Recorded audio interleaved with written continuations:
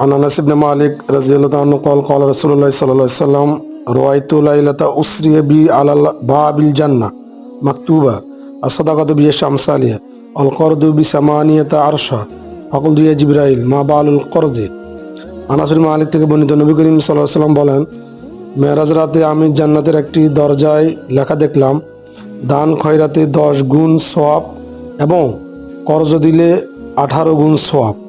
আমি বললাম হে জিবরাইল কর্জ দান খয়রাতের চেয়ে উত্তম হওয়ার কারণ কি?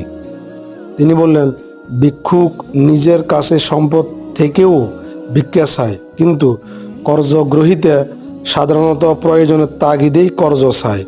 সুনান ইবনে মাজা হাদিস 2413 নম্বর হাদিস। তার মানে হতে পারে ভিক্ষুকের কাছে সম্পদ থাকা সত্ত্বেও ভিক্ষা করছে, কিন্তু ঋণগ্রস্ত ব্যক্তি বাস্তবিক অভাবে পড়ে টাকা চেয়েছে। কেউ ঋণ চাইলে তাকে ঋণ দেওয়া উচিত।